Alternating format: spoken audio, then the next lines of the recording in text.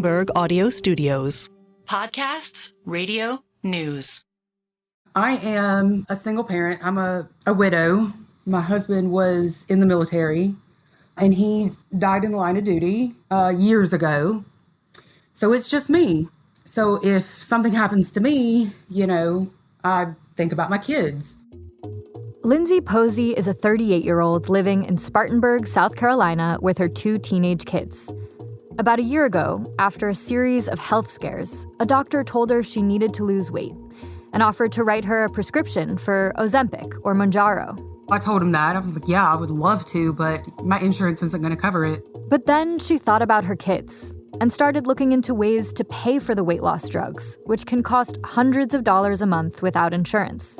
So I, started going on Reddit, researching different places, Googling, and I came across telehealth companies. The telehealth company Lindsay found wrote her a prescription for a weight loss drug and then hooked her up with a compounding pharmacy. Compounders make copycats of drugs, often at cheaper prices, but the compounded versions aren't approved by the FDA. Lindsay says the first vial she received seemed to work, lowering her desire for food. But then the second vial seemed to have no effect. So, me not really knowing what I'm doing, I thought, okay, well, maybe that means I need to move up in dose. So I increased my dose and nothing happened. Then Lindsay opened her third vial of medicine. And, within a week of starting it, my face just kind of started to break out. Within 2 weeks, it was getting really bad. I think I did 3 weeks of that vial before I had gone through every avenue and process of elimination, trying to figure out what is causing this. Lindsay stopped applying a new moisturizer she'd been using. She modified her diet. I couldn't find an answer. So I thought it has to be this. So I ended up throwing the rest of that vial away. Lindsay eventually got a replacement vial from the compounding pharmacy. I started using that one, and it was very strong. Like, I had side effects after the first shot, and I'm like, what in the world is going on? Why is every vial that I get so inconsistent? Lindsay says the experience made her wonder just where these vials were coming from. It's kind of scary. They comfort you. They, say all of these things. Oh, you've got nothing to worry about. Everything's, tested and up to standards. And then you start kind of digging and you're like, okay, well, is that the truth? Today on the show, how the skyrocketing demand for weight loss drugs like Zepbound, Ozempic, and Wegovy is sending Americans into a $1 billion shadow industry that could be putting their health in danger. I'm Sarah Holder, and this is The Big Take from Bloomberg News.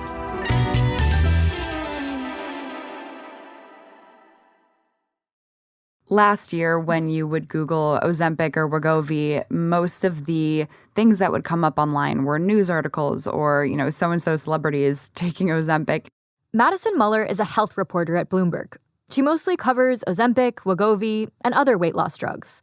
And she says over the past year, she's noticed different results starting to show up on Google. It's crazy. I mean, if you type Ozempic into Google search, like all of the advertisements are for telehealth companies that are selling compounded drugs. You might have seen these results too for telehealth companies like Hims and Hers or Ro that sometimes advertise cheaper copycat meds. Madison got to work compiling all of the results she found for companies that said they sold these sought-after weight loss drugs. I mean, I think there were like 60 companies or something at the time. And I was like, there's something going on here. And so Ike and I started looking into this. Ike Swetlitz is also a reporter at Bloomberg who focuses on the business of health and medicine. He was intrigued by what Madison found out, and he started looking into these compounding pharmacies that many telehealth companies partner with to procure weight loss drugs for their patients. To be clear, compounded drugs aren't just generic versions of brand name products. There's something else entirely. So compounding is how drugs have been made, really since the beginning. Prior to modern manufacturing, prior to the FDA, if you needed a medicine, you went into the pharmacy and they, mixed together some chemicals and, gave it to you in whatever sort of format you needed it. So that was how you got medicines. But that changed as drug making became more mechanized and automated. Eventually, the Food and Drug Administration was established, and with it, the regulations that require drug makers to submit medicines for approval before they could be sold. But compounders still had a role making some medicines, mostly medicines for people who might be allergic to one of the ingredients that's in the FDA-approved version, or patients who physically could not take the FDA-approved drug. Essentially, the FDA left a loophole open for these compounders to continue making small batches of drugs if a patient needed a medicine to be slightly tweaked for some reason. The FDA, sort of knew that, technically on paper, this was like a violation of the federal law because the drugs had not gone through the FDA approval process. They were just choosing to, exercise enforcement discretion and not enforce those laws and allow compounding to continue as long as it was regulated by the states. Ike says this worked for a while, until 2012, when dozens of people died from contaminated drugs made at a compounding center in Massachusetts. State officials here in Massachusetts say they found a leaking boiler, dirty floor mats, even black specks of fungus visible to the naked eye in sealed vials at the New England Compounding Center. That led to a national meningitis outbreak and, in 2013, to the passage of a new law which laid out more clearly how compounders could operate. But even with those new rules, there was still a loophole for compounders who are making drugs that are in short supply, says Madison.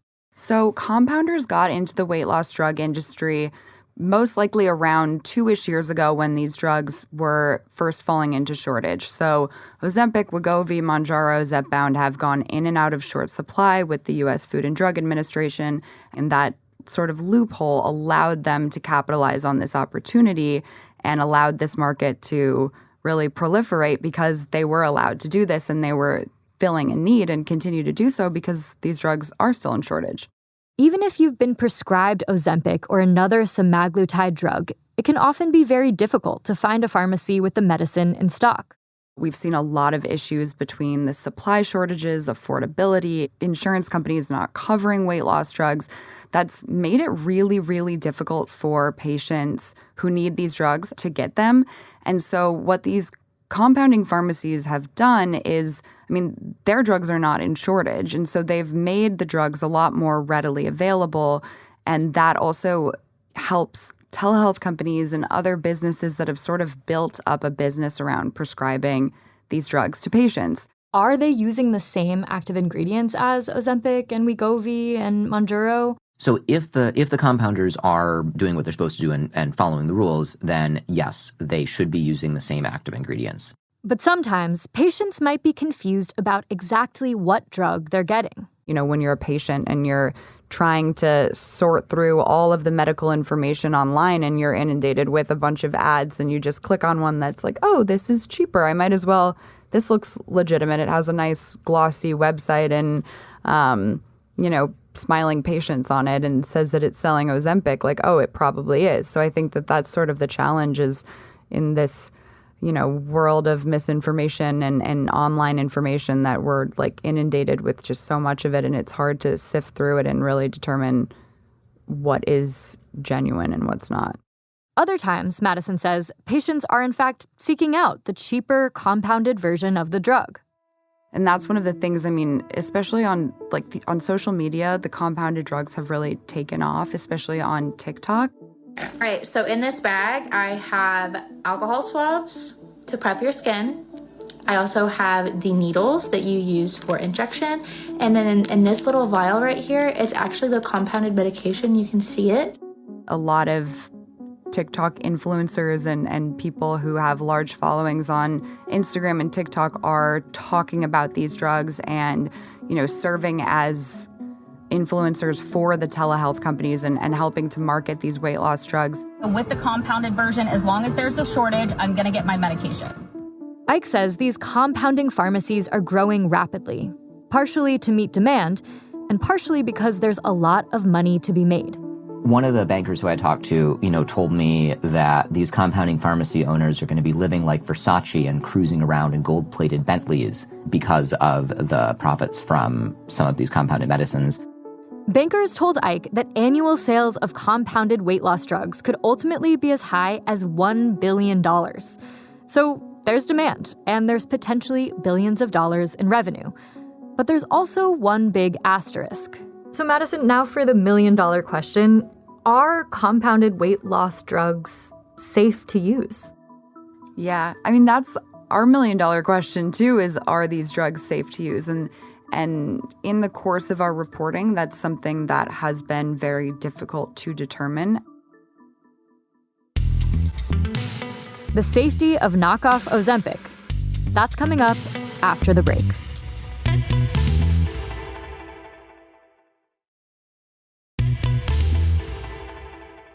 Drug safety isn't supposed to be a guessing game. Regulators have standards that are meant to protect consumers. But compounded drugs aren't governed by those same rules, Bloomberg health reporter Ike Swetlitz told me.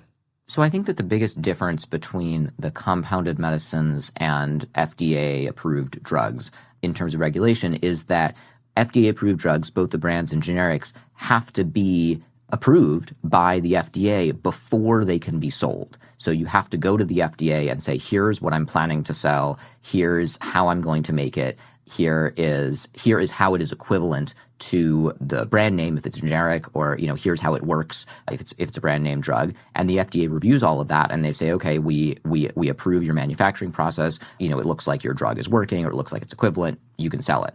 That process does not happen for the compounders. Compounders, Ike says, are mostly governed by state regulations. The states are checking to see if they're following protocols, right? If they're protocols around cleanliness, protocols around what sort of testing they're supposed to be doing, what sort of records they're supposed to be keeping. But the states are not going and checking to make sure that the drugs work. Even still, some state investigators have found some pretty worrying things, like unsterile conditions at a compounder pharmacy in Arizona and insufficient testing at one in Louisiana. But Bloomberg health reporter Madison Muller says that tracing any ill effects back to compounders can be really difficult. Even when a patient says, I got so-and-so reaction, I had stomach issues or my skin broke out in hives or whatever from a compounded drug, it's extremely difficult to actually prove that it was from the compounded medication and that there was an issue with the compounded medication versus any other drug. There isn't really the same level of adverse event tracking that happens with branded medications. And Ike says that the worrying thing for doctors wasn't necessarily wrongdoing at these compounders. I spoke with several doctors, and I think they were in general more concerned with the lack of evidence than evidence of sort of wrongdoing or widespread bad quality or something like that. They were talking about the lack of clinical trials. They were talking about the lack of peer-reviewed studies. There are a lot of questions that they have that they're looking for answers for about the effectiveness of these compounded medicines. And it's not just doctors who are worried about compounders. The big pharmaceutical companies behind these drugs are also concerned, like Novo Nordisk, which makes Ozempic and Wegovy, and Eli Lilly, which makes Zepbound. Yeah, so Novo Nordisk and Eli Lilly are both very worried about the compounding that's going on. They say that it's not necessarily from a competitive perspective. They are making as much of these drugs as they can. And, as we've seen, they're making a lot of money off of these drugs as well. So they say that it's not necessarily a competitive risk, but they are worried about reputational issues. Both drug makers say that they've tested the drugs and, we haven't seen the results of those tests, but they say that there are, impurity issues. In some cases, the drugs are no more than like sugar water, basically.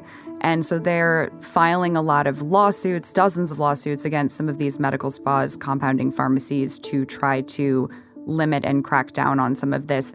But Ike says many of these pharma company lawsuits aren't focused on the safety of the compounders, but on the way they're marketing their products. So there's a lot of issues that these companies are taking with how, a website might describe the drug as opposed to concerns about whether the drug is harmful to patients or not. Even with the lawsuits and the issues reported by patients like Lindsay Posey, Ike says it's important to remember that compounders can serve an important role in the market, particularly when there are drug shortages. These drugs can be safe and, can be made properly as long as they're made, at high-quality pharmacies. But the problem is, it's very hard for a regular consumer to know just which pharmacies are high quality and which ones might have issues. And that's left people like Lindsay struggling to get answers on just what it is they're taking and how to stay safe. It just kind of seems like no matter which avenue you talk to, it's always someone else. It could be a bad batch, or it could be time temperature abused or got overheated in shipping. It could be a lot of things. And it's not very comforting.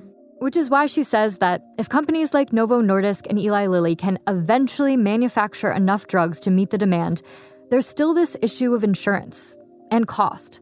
As long as the price of these drugs remain high, people are going to look for cheaper, potentially less safe options. I feel as though, we wouldn't have to go down this route that's, could potentially be unsafe if these insurance companies started carrying it for people like me.